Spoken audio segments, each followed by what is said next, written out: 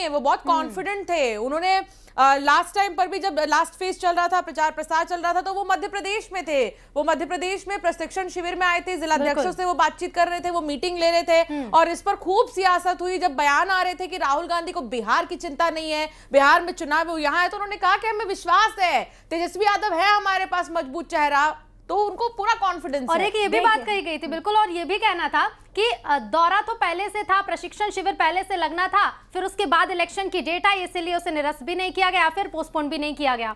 देखिए, आत्मविश्वास और अति आत्मविश्वास के बीच में ना बहुत एक पतली सी लकीर होती है। तो अब राहुल गांधी के आत्मविश्वास को तो ये देखिए कि चुनाव का दिन है और वो देश में ही नहीं है, तो ये तो अति विश्वास है। और अगर आप अपने अनुभव से नहीं सीखते हैं, विशेष रूप से राहुल गांधी जी के लिए, क्योंकि लगातार वो विधानसभा इलेक्शन आप ले लीजिए, आप ये लास्ट वाला लोकसभा 2024 वाला भी ले लीजिए, जो इनका अति आत्मविश्वास में जो आत्म अवलोकन की कमी दिखाई दी है विशेष रूप से राहुल गांधी और कांग्रेस पार्टी में, तो वो उसका नतीजा हम बार बार जो है वो धरातल पे देख रहे हैं। और वोटिंग के ठीक एक दिन पहले जनता को फिर से भ्रमित करने का प्रयास कि पहले चरण का इलेक्शन, उसके ठीक पहले आप पावर पॉइंट प्रेजेंटेशन लेकर के आ जाते हैं और जनता को फिर से बरगलाने का प्रयास करते हैं, जिसको खुद आगे जनता ही बढ़ करके विभिन्न क्षेत्रों से खंडित करती है। वो तो कह रहे हैं ना कि वो तथ्य रख रहे हैं, अब और कैसे चाहिए प्रूफ? वो तो बाकायदा प्रूफ के साथ आए। वो कौन सा प्रूफ? जब जनता कह रहे हैं एमपी भी एक्सपोज करेंगे हम। अब मैं आपको आपके चैनल पे बैठ करके एक दावा सबसे पहले भविष्यवाणी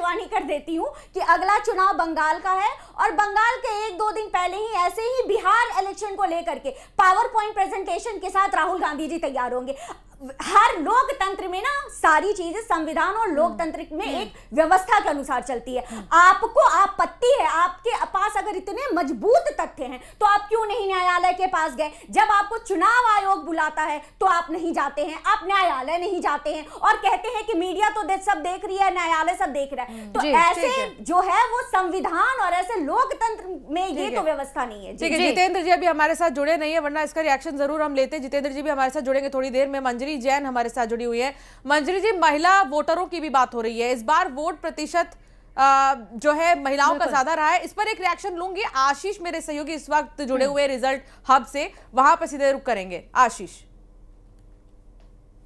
अंशिका, जनसुराज पार्टी को 0 सीटें, प्रशांत किशोर रणनीतिकार, उनकी पार्टी की जो सीट है वो रुझानों में 0 हो गई है। अब तक जो उनको थोड़ी बहुत बढ़त मिली भी हुई थी, अब वो पूरी तरह से 0 हो गई। जनसुराज पार्टी की स्थिति 0 पर पहुंच गई। अभी तक तो वो 1-2 पे आ भी रहे थे।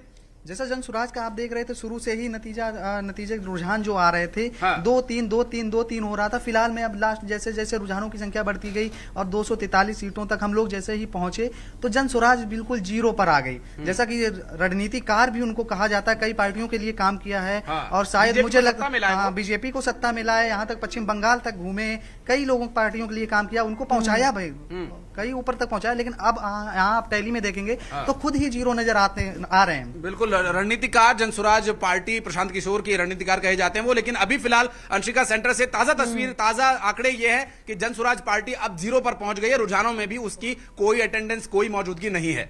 ठीक है, सुरेश शर्मा से एक रिएक्शन में इस पे ले लेती हूँ। सुरेश शर्मा जी, रणनीतिकार माने जाते हैं प्रशांत किशोर, उनकी पार्टी 0 पर है। भविष्यवाणी वो खूब कर रहे थे इस बीच, वो ये बोल रहे थे कि अलायंस को कितनी आ सकती है, महागठबंधन को कितनी आ सकती है सीटें, और अगर उन्हें आती भी है तो उससे किसको नुकसान होने वाला है, इस तरह की वो भविष्यवाणी कर रहे थे। क्या अपना समय उन्होंने इसी में गवा दिया, इसीलिए रुझान ऐसे आए? प्रशांत किशोर जी एक अच्छे रणनीतिकार हो सकते हैं, लेकिन जब उनने नरेंद्र मोदी साहब के साथ काम किया तो उस रणनीति को जमीन पर उतारने का काम जो है नरेंद्र मोदी जी की टीम ने और भारतीय जनता पार्टी के कार्यकर्ताओं ने किया। यदि उन्होंने ममता बनर्जी साहब के साथ काम किया तो ममता बनर्जी की लोकप्रियता और उनके कार्यकर्ताओं का धरातल तक बात ले जाना, ये जो है उसके एग्जीक्यूशन का कारण था। इनके पास बोलने के अलावा कुछ नहीं है। आप जनता आप पर किस बात को लेकर के भरोसा करेगी? और देखिए, आप एक बात को बहुत गंभीरता से मानिए, मैं लंबे समय से इस बात पर चिंता प्रकट कर रहा हूं कि राजनीति जो पहले जनता के बीच जाकर के होती थी, आजकल जो है एजेंसियों के माध्यम से होने लग गई है। तो आप एजेंसियों के माध्यम से जनता को प्रभावित नहीं कर सकते। मुझे अच्छे से याद है कि भारतीय जनता पार्टी के पास सबसे ज्यादा कार्यकर्ता है, लेकिन मेरे ही पास एक दिन फोन आया कि आप जो है कार्यक्रम में आपको आमंत्रित कर रहे हैं, आप पत्रकार हैं। मैंने कहा कि आप मुझे जानते हैं क्या? अभिप्राय कहने का ये कि कॉल सेंटर से जो काम जब से काम शुरू हुए हैं तब से जनता के साथ आपकी कनेक्टिविटी खत्म हो गई है। तो ये जो प्रशांत किशोर जी हैं, ये एक योजनाकार हो सकते हैं, रणनीति और नारे दे सकते हैं। इसका अभिप्राय जनता में वो अपनी बात कहकर के सीधा उतार देंगे, ऐसा मुझे लगता नहीं है। दूसरी एक मैं जो बीच में उस समय कहने वाला था कि बिहार का जो फैक्टर था MY, उसको दूसरे MY ने ध्वस्त कर दिया।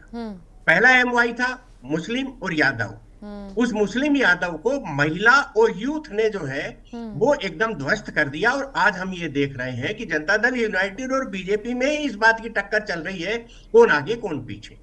तो ये जो महत्वपूर्ण पॉइंट्स निकल करके आ रहे हैं ये हैं कि जनता के साथ कनेक्टिविटी जिस भी दल ने, जिन दल के कार्यकर्ताओं ने या उनके नेता की बात जनता के बीच में जितनी पहुंच गई, रिएक्शन के रूप में उसको वोट ज्यादा मिल गए। इसलिए ये सब ड्रामेबाजी है कि वोट चोरी हो गए और ये हो गए। ये आप अपने कार्यकर्ताओं के बीच में के प्रति जो अविश्वास पैदा हो रहा है उसको थामने के लिए आप इस प्रकार के नारेबाजी और जुमलेबाजी कर रहे हैं। इसका धरातल पर कोई लेना देना नहीं है। तो इसलिए मेरा ये मानना है कि तेजस्वी यादव को हराने के लिए या इतनी बुरी स्थिति